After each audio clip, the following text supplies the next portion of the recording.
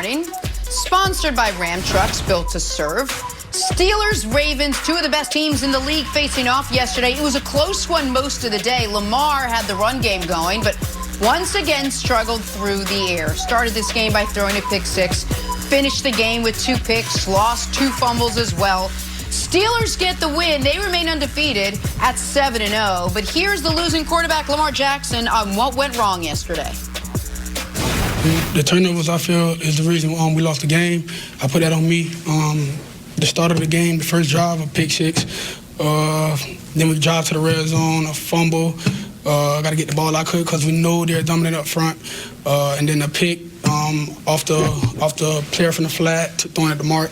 Got to clean those up, and I feel we won that game. So that's all to it. Brandon, what do you think? You think the league has perhaps caught up to Lamar Jackson at this point? No, I think the league has caught up to Greg Roman. To me, this is all on the coach. When you have a quarterback in 2.5 years throw 54 touchdowns, 13 interceptions, to me, that tells me that my quarterback is more than capable. We see so many quarterbacks enter into the NFL and struggle. They struggle reading coverage. They struggle getting the win. They just struggle going through their offense. This tells me that this guy is smart, but he needs to be developed. And why do I say that? Because on the offensive side, they have created an identity for success, and that's running the ball. They're one of the best in the league at running the ball with their running backs and their quarterback. Play action. When the running game is great, everything is awesome. Guys are wide open down the field. But when you're in these gritty games, or if you're behind, you have no identity in the passing game because they did a phenomenal job of answering the question like, okay, who's Lamar Jackson? Can he throw it in the NFL? So let's cater to what he does best. And they built this offense around that. But they did not build this offense to be able to teach him how to go through progressions when the game is just wide open. I got 5 wides. I got 4 wides, 1 tight end. What do I do? They're not doing that enough. And to me, I've been saying it for weeks, that's on Greg Roman. He's more than capable as a play caller. He's one of the best in the NFL. Now he needs to step outside himself and say, you know what? I have my quarterback. Numbers don't lie. Now let me make sure I can open it up a little bit more and challenge him, Nick. That's what I believe needs to happen if this team wants to go from really good to great and compete with the Chiefs and the Steelers week in and week out. Yep. Well, listen, I don't know if the league has caught up. In fact, I know the league has not caught up to Lamar, or if we want to call it Lamar and the Ravens offense at large. But the best teams in the league might have. And whether how you want to divvy up the share of blame on that is arguable. But since Lamar played his first playoff game, the 6 biggest games he's played, they're 1-5 in the playoffs against Kansas City, against Pittsburgh. And he has 8 touchdowns to 13 picks. In the other 18 games, he's 17-1 with 52 total touchdowns and 7 turnovers. I shouldn't have said picks. Those are turnovers because that includes lost fumbles. So I'm going to once again use a cross-sport comp, Wilds. And I've said it before, I'll say it again. This has a lot of shades of Giannis to me. No one can deny the numbers. And do you want to call Giannis's postseason kind of missteps more on Budenholzer and that style, more on Giannis, or all of the above? So be it. But there might be no player in the league I'd rather have on my team against an average team than Giannis or Lamar. But against the best teams, there might be a handful of players. And for Lamar, Wilds, can't have this debate. He now has to prove. Say it again, Brandon. You can't. We can't even compare the two. Basketball, one guy can dictate the success of the entire organization. In football, it takes 11 on offense, 11 on defense. We can't have the debate. I see what you're saying, but it's so much more to it. Play caller. Does he have wide receivers? Name me the wide receiver or tight end that he has that can beat one-on-one coverage over and over and over again. I like Hollywood Brown, but I don't see the guy on that roster. And that's totally fair.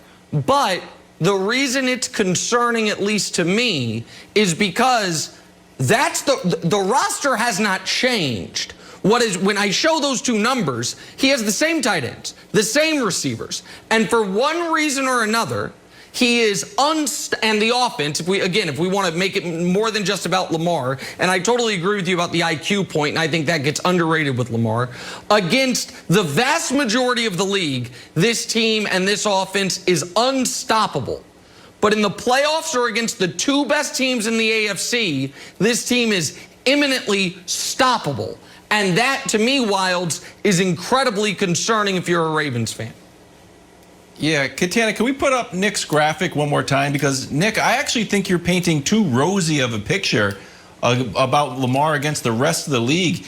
And Brandon, he's 19th in passer rating. He's behind Gardner Minshew. He's 27th in yards. He's behind Daniel Jones.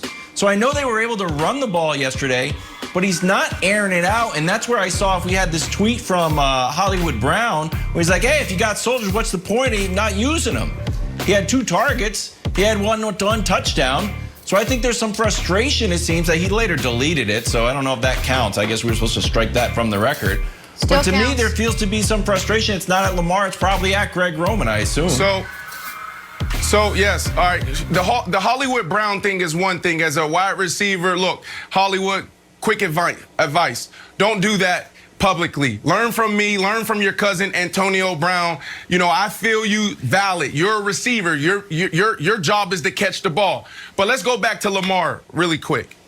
54 touchdown career. 2.5 years, 54 touchdowns, led the league in touchdowns last year, league MVP, 13 interceptions, 102 passer rating over his career.